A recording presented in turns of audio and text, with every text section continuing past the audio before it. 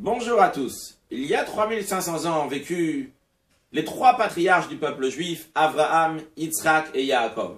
Le troisième des patriarches, Yaakov, a eu 12 enfants. Le 11e s'appelait Yosef.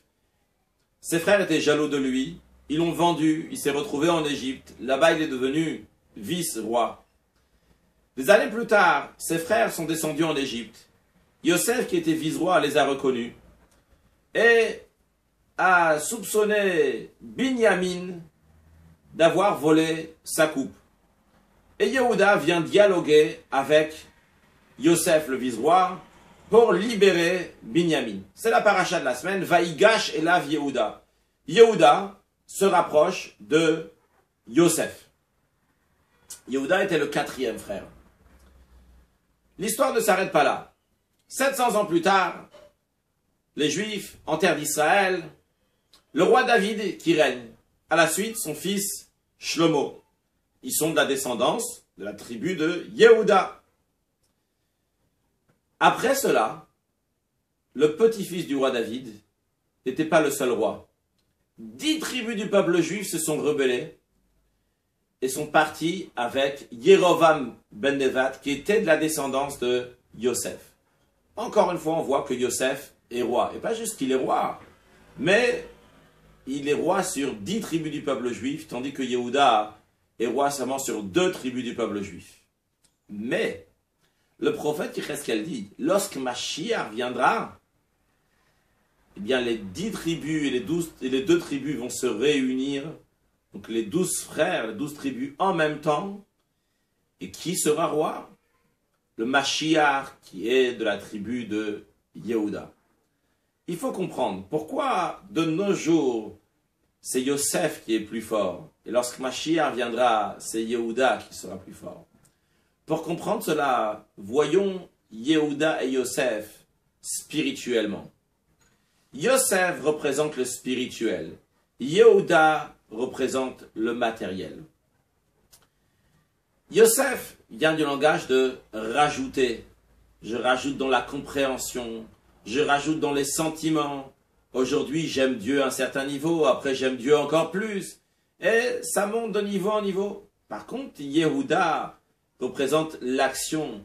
Yehuda vient du langage de Oda'a, avouer, même si je ne comprends pas, même si je ne ressens pas. Mais comme le Shulchan Aruch, le code de la loi me dit d'agir d'une certaine manière, je vais agir de la manière qu'on me dit de faire, même que je ne comprends pas et que je ne ressens pas. On a 2 mondes, le monde de l'action et le monde du spirituel, du sentiment, de la compréhension. Qui est plus haut? Pour cela, voyons la différence entre le tabernacle, qui était la résidence provisoire de Dieu lorsque les Juifs étaient dans le désert, et le temple, qui est la résidence finale et fixe de Dieu à Jérusalem. Dans le tabernacle, le parterre était de minéral, les murs de végétal, puisque c'était des bois de cèdre, et le toit, c'était des peaux d'animal. Par contre, dans le temple, tout était à base de pierre. Pourquoi? Pourquoi on n'a pas fait minéral, végétal, animal? Et la raison est la suivante.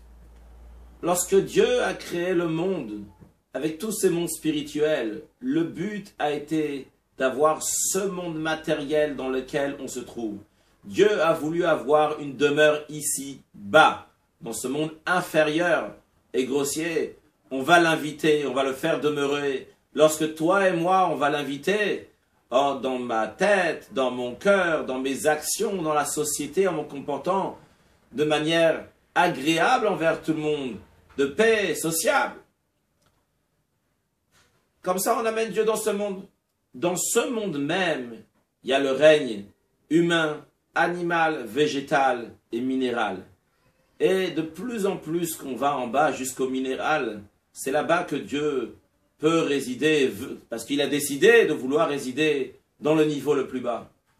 Et c'est pour ça que dans le tabernacle, qui était une résidence provisoire, il y avait aussi des niveaux de divinité qui sont liés avec le végétal ou l'animal. Mais le but, le niveau le plus haut de divinité qui peut venir se dévoiler dans ce monde, c'est dans le minéral, dans le plus inférieur. Et dans le temple qui était la résidence de Dieu de manière fixe, c'est un avant-goût des temps messianiques. Lorsque Mashiach viendra, Dieu résidera dans le monde entier de manière fixe. Là-bas, dans le temple, Dieu résidait de manière fixe. Et le plus haut niveau de divinité, ça s'exprimait dans le minéral. Il en est de même pour Yosef et Yehuda. De nos jours, Yosef, c'est beau, ça représente la compréhension, l'étude, les sentiments, nos attributs qui vont vers Dieu.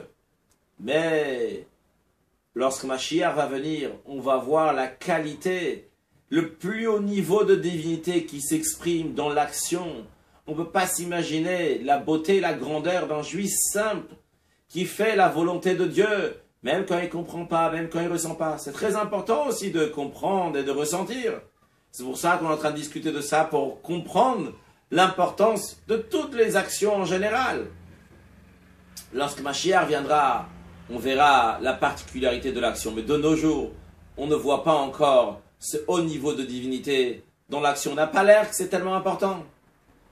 Mais le fait qu'on sait cela, ça va nous donner la force. Que la prochaine fois va se présenter une action devant nous, une pièce à la tzedaka, une mise des tefilines, l'allumage des bougies de Shabbat et de fête, fixer une mezouza, manger kasher. Des fois on peut se dire, c'est une petite action, c'est pas si grand que ça. Moi je préfère étudier, ressentir. On te dit tout ça, c'est du Yosef, c'est beau et bien. Mais sache que le but de la création est pour l'action que tu vas faire, que tu vas rajouter, et qui va faire pencher la balance du monde entier, du bon côté, et qui va amener Mashiach, now, une excellente journée.